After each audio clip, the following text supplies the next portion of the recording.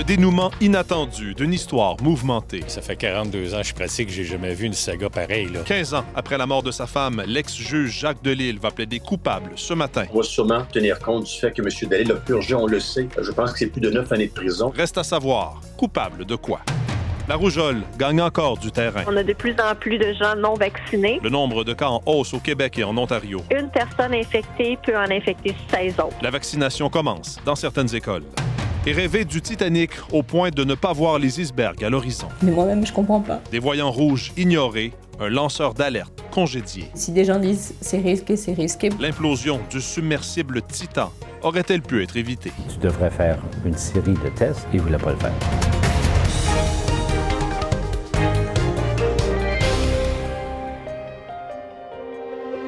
Bonjour, ici Mathieu Bellumeur, bienvenue au Radio-Journal. C'est une saga judiciaire qui aura duré presque 15 ans qui va finalement connaître son dénouement ce matin. L'ex-juge Jacques Delisle va plaider coupable, mais on ignore pour le moment à quel chef d'accusation. Accusé d'avoir tué sa femme en 2009, l'homme maintenant âgé de 88 ans a toujours nié avoir commis ce geste. On fait le point avec notre journaliste spécialisée dans les affaires judiciaires, Isabelle Richer. Alors Isabelle, de quel crime pourrait-il maintenant se reconnaître coupable? En fait, ce qui est le plus probable, Mathieu, ce qui serait le plus conforme à ce qu'il a déjà admis en 2015 quand Alain Gravel l'a rencontré en prison, ce serait aide au suicide.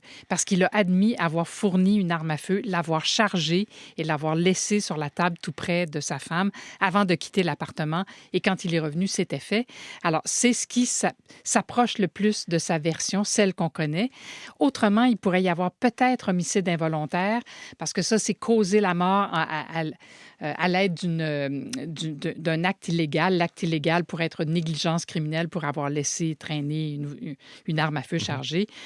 Autrement, ce serait vraiment des surprises, là. Autre chose que ça, il faudrait qu'il reconnaisse autre chose. Alors, comme on ignore le contenu de cette entente entre les deux parties, c'est difficile de spéculer, mais ce sont les deux chefs d'accusation les plus près, là. Oui, on parle de saga judiciaire, on le répète, et le terme saga, en tout cas, dans ce cas-là, c'est pas exagéré. Ça s'applique en effet parce que tout ça a commencé en 2009 avec la mort de Nicole Rainville, commotion à Québec. Et la police a enquêté quand même pendant 7 mois avant d'arrêter Jacques Delisle et de l'accuser. Il a eu un procès 2 ans plus tard, en 2012, et il a été déclaré coupable. On le sait, il a été condamné à la prison à vie. Il a purgé de nombreuses années. Tous ses appels ont été rejetés, mais il en a appelé au ministre et c'est une affaire rarissime. Il a obtenu une révision judiciaire et c'est ainsi que ce deuxième procès devait avoir lieu. Il a obtenu un arrêt des procédures. La Couronne a réussi à faire changer ça et on attendait une décision de la Cour suprême pour savoir si oui ou non on allait l'entendre, pas si on allait, pas le résultat d'une plaidoirie, mais si on allait seulement lui donner la permission.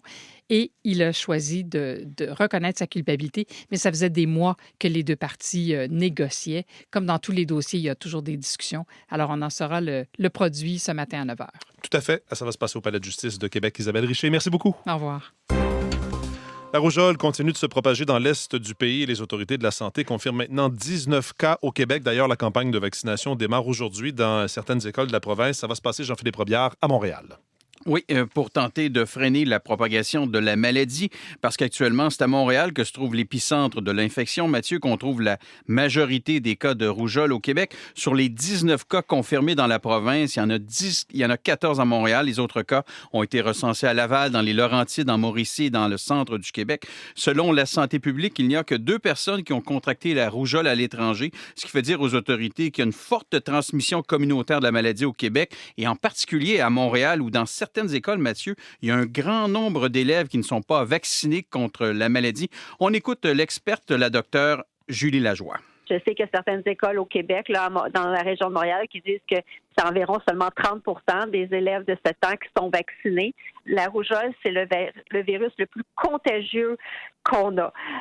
Une personne infectée peut en infecter 16 autres.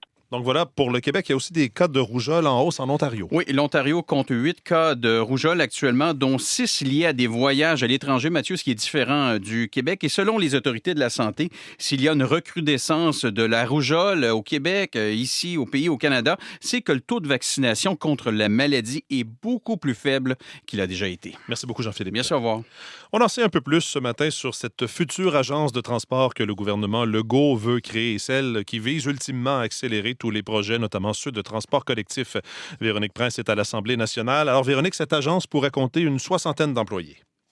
Oui, en fait, des dizaines de personnes seront embauchées de façon permanente au sein de cet organisme-là qui portera le nom de Mobilité durable Québec.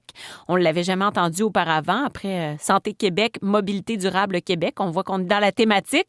Mais tous ces gens-là, ces employés-là ne proviendront pas nécessairement du ministère des Transports.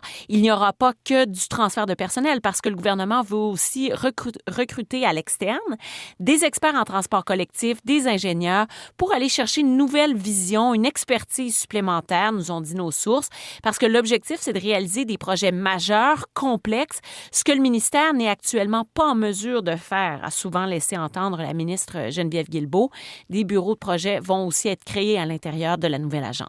On pensait, Véronique, que le projet de loi pour permettre la création de l'agence en question serait déposé plus tôt, mais on comprend que l'échéancier n'est toujours pas déterminé. Parce qu'une réforme comme celle-là nécessite des assouplissements majeurs, non seulement dans la rapidité d'exécution des contrats, mais aussi les coûts. Il faut trouver une manière de les réduire considérablement. Et Radio-Canada avait rapporté il y a quelques semaines que le Conseil du Trésor était réfractaire à certaines de ces demandes. Mais là, il semble que le litige est en voie de se régler et que le projet de loi doit être déposé de façon imminente. Merci, Véronique. Au revoir. En bref, maintenant, dans le monde. Assassinat d'un militant sikh au Canada, Ottawa s'abstient de commenter des déclarations de la Nouvelle-Zélande qui viennent contredire la thèse du gouvernement canadien au sujet du rôle de New Delhi dans cette affaire. L'automne dernier, Justin Trudeau a déclaré qu'il existe des preuves solides reliant le gouvernement indien au meurtre du militant sikh Hardip Singh Nijjar. Mais le vice-premier ministre néo-zélandais a déclaré qu'en tant qu'avocat, il ne voit, lui, aucune preuve qui permet d'accuser le gouvernement indien. Pékin juge injuste le projet de loi adopté hier à Washington qui menace d'interdire le réseau social TikTok aux États-Unis. Le réseau social est la propriété de l'entreprise chinoise ByteDance. Le ministre chinois des Affaires étrangères estime que les Américains n'ont pas trouvé de preuves que l'application viole la sécurité nationale. Le texte doit encore passer l'étape du Sénat. Et aux Pays-Bas, Geert Wilders ne deviendra pas premier ministre, près de 4 mois après la victoire électorale de son parti d'extrême droite. Le politicien n'a pas réussi à obtenir le soutien nécessaire des formations avec lesquelles il tentait de former une coalition. Selon les médias locaux, les Pays-Bas semblent quand même sur la bonne voie pour former un gouvernement sans lui. La tragédie du submersible Titan revient dans l'actualité et des voix s'élèvent pour dire qu'il n'aurait jamais dû plonger pour sa dernière expédition vers l'épave du Titanic en juin 2023 et que si l'entreprise OceanGate avait tenu compte de certains signaux d'alarme importants, la vie de 5 personnes aurait pu être sauvée. Voici le reportage de Julie Dufresne de l'émission Enquête. Il était quelque part aveuglé par Titanic. Sidonie Narjolet se demande si son père, Paul-Henri, n'a pas été téméraire en acceptant de plonger à bord du Titan. S'il voulait faire quelque chose, il le faisait. Ça. Mais moi-même, je comprends pas. Dès 2018, le directeur des opérations maritimes d'OceanGate avait rédigé un rapport soulevant des problèmes d'usure de la fibre de carbone de la coque. Il a été congédié peu de temps après.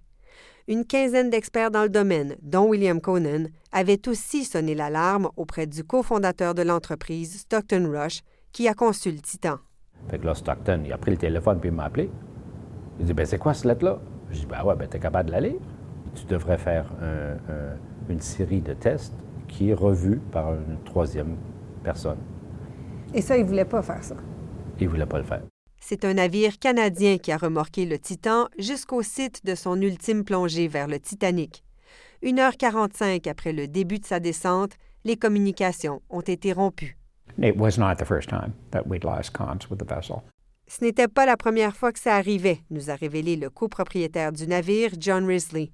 Mais ni lui, ni personne d'OceanGate n'y ont vu une raison pour mettre un frein aux expéditions. La ministre responsable de la Garde côtière canadienne, Diane Leboutillier, se dit préoccupée. Ça va être important de travailler ensemble pour mettre des règles en place pour justement s'assurer que ce type d'événement tragique-là ne se reproduise plus. Sidonie Narjolet, elle, se désole que personne n'ait su arrêter Stockton Rush. Si des gens disent c'est risqué, c'est risqué. Ici Julie Dufresne, Radio-Canada, Saint-Jean-de-Terre-Neuve. Voilà, c'était le Radio Journal. Merci d'être à l'écoute. Bonne journée.